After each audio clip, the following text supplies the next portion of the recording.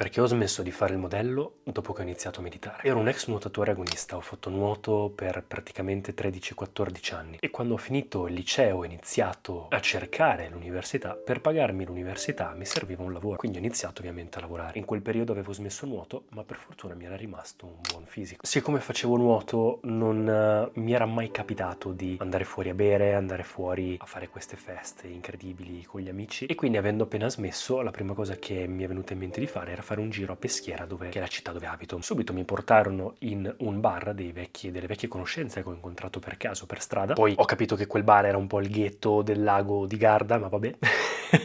E una ragazza che era lì che lavorava come modella mi ha detto che quel fisico che avevo avrei potuto provarci. E siccome già facevo un altro lavoro stagionale, ma i soldi non bastavano, ho detto vabbè, proviamoci. Ho provato. Mi sono proposto con questa mia amica per fare un lavoretto e le foto che ne sono uscite ho iniziato a postarle sui social media. L'unica cosa è che anch'io, essendo ancora piccolo e sciocco, avevo un'idea del modello completamente distorta. Non pensavo che il modello fosse un lavoro normale, pensavo che solo alcuni pochi eletti, bellissimi e incredibili potessero fare questo lavoro. In realtà poi mi sono accorto che non c'entra assolutamente nulla, è il lavoro più sopravvalutato di sempre. Poi in realtà col fisico che avevo, che comunque era abbastanza grosso per essere un modello, non sono neanche rientrato nelle agenzie grosse di Milano che fanno alta moda, perché quello lì è un lavoro ancora più difficile, c'è tantissima competizione e si pensa sempre al modello come qualcosa di incredibile, di successo, associato a brand di lusso, quindi che guadagna tanti soldi, che viaggia, che fa cose bellissime con altra gente bellissima. Ma in realtà sei semplicemente un manichino che cammina con degli abiti che ti stanno bene addosso perché sei molto magro, molto alto. La bellezza non c'entra perché devi avere dei tratti che semplicemente piacciono a un'agenzia, a un brand, e passi la maggior parte del tempo a fare lavori saltuari come qualsiasi freelance sotto la pioggia, casting dopo casting, per sperare di essere preso, combattendo con la tua salute mentale e la competizione e il paragone con gli altri, per poi magari un giorno essere sostituito perché sei valutato solo dal tuo aspetto fisico e quindi se quello cambia sei fregato o semplicemente invecchi come fanno tutti, tranne Brian Johnson.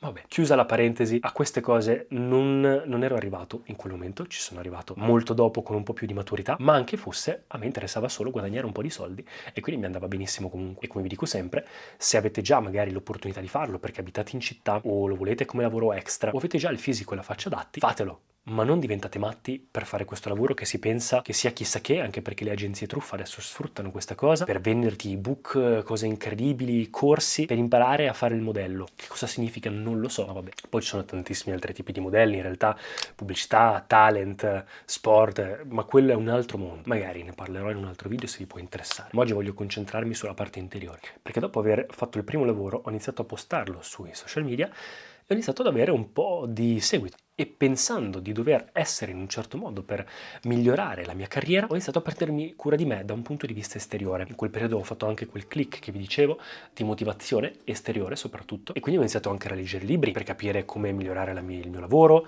il mio aspetto, la mia postura, eccetera, eccetera.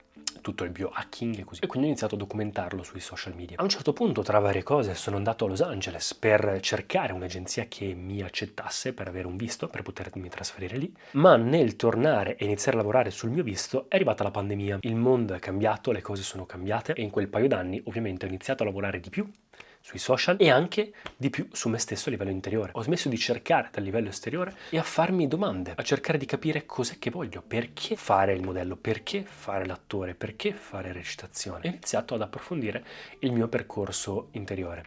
Ero già familiare comunque con la meditazione e lo yoga perché per fortuna il mio ex allenatore ci faceva fare comunque soprattutto hatha yoga, esercizi fisici, lo yoga ci faceva fare delle sedute di respirazione, cose varie e avevo già letto libri comunque come Il potere di adesso di Eckhart Tolle o cose molto basi, conoscevo il metodo Wim Hof che praticavo regolarmente.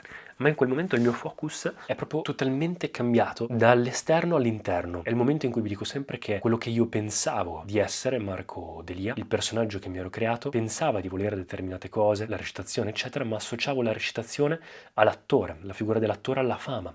E la fama semplicemente a una persona a cui altri vogliono bene, una persona che ispira, amata e apprezzata. E quindi semplicemente mi sono accorto di voler essere apprezzato, di voler essere amato, di voler essere in contatto con le altre persone, di voler ispirare. E quindi invece di puntare sulla recitazione, cosa che poi ho provato a fare, ma durante il Covid era un po' online, un po' no, quindi è stato un po' così. Ho fatto anche varie masterclass, un anno di teatro, eccetera. Mi sono accorto che sì, non mi dispiaceva, ma forse non era la mia. Ho provato anche il canto, ma come sentite tuttora sto lavorando sulla voce ed è sempre un problema. Speriamo che a proposito funzioni questa cura per il reflusso. E queste sono cicatrici, ragazzi, perché ho fatto il laser per le cicatrici dell'acne, quindi sono un po' malmesso, scusatemi se sono così, pian piano tutto migliorerà. E quindi ho iniziato a cambiare focus. Ho iniziato un percorso meditativo un po' più serio, un po' più strutturato. Ho iniziato proprio a togliere parti della mia identità e più toglievo strati e strati di cose che non ero o che pensavo di essere, più ho iniziato a vedere parti del traumi del passato, cose che non ero, identificazioni sbagliate e questo personaggio gigantesco nella mia testa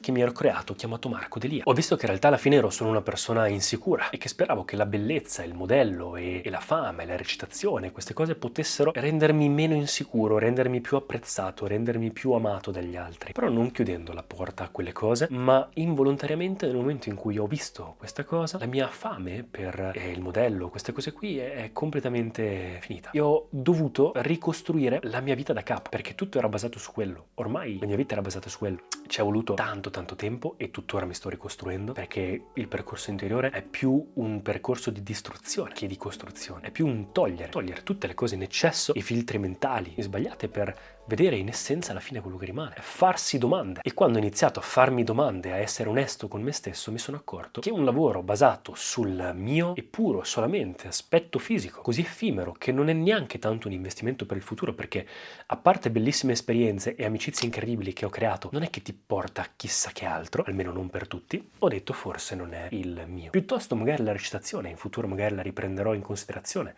anche il canto, sto tornando a studiare canto se riesco a migliorare la voce. Quindi comunque anzi la parte dell'arte ho iniziato ad apprezzarla sempre di più, a vedere la bellezza che c'è dietro alla forma e quello che la nostra consapevolezza dietro alla maschera del personaggio che ci siamo creati può vedere, può assorbire, può sentire. Quella è una cosa pazzesca. Sto studiando storia dell'arte che al liceo mi ricordo mi faceva veramente schifo e invece adesso me la sto studiando per conto mio. È incredibile come le cose cambiano, ma purtroppo un po' perché sono cresciuto, un po' perché mi sono ancora ingrossato e un po' per questo cambiamento. Da quando ho iniziato questo percorso interiore, fare il modello è passato in secondo piano. Anche per le persone che mi chiedono, perché io feci un video tanto tempo fa che andò bene e tuttora gente mi chiede: Marco, ma questa agenzia cosa ne pensi? Come iniziare? Come fare il modello? Perché ancora in questa situazione vi dico, è un lavoro come un altro. Fatelo se vi risulta semplice, facile, se volete provare, ma non andate matti. Non diventate matti per fare questo lavoro. È un lavoro comunque da freelance, quindi saltuario. Poca gente riesce veramente a guadagnarci in modo costante e stabile. Ci sono anche tanti altri tipi di modelli che fanno solo foto, che fanno talent, che fanno un misto anche di recitazione, commercial, quindi studiate anche un talento, coreografie, il ballo, la danza, il canto, la recitazione, un'arte, e magari potete unirla anche a questa cosa del modello. Ci sono tantissime cose che si possono fare, ma mi raccomando, attenti a non investire tutto questo tempo e soldi in qualcosa di così effimero come e superficiale come l'aspetto esteriore e basta. E questo attaccamento, questa attenzione, questo attaccamento che avevo diventando onesto con me stesso, perché spiritualità significa semplicemente a un certo punto diventare onesti con se stessi e farsi domande e accettare che non hai idea di quello che sta succedendo, del perché siamo qui. Allora lì inizia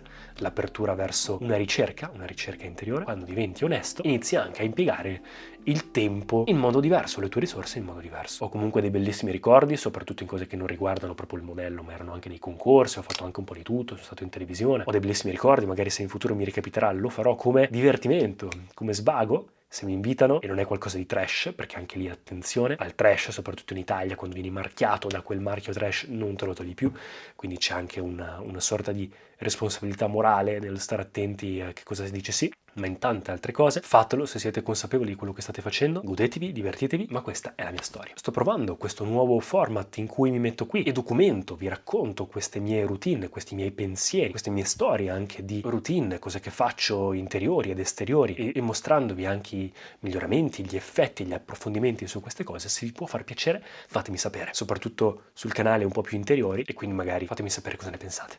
Grazie ragazzi, ci vediamo al prossimo video.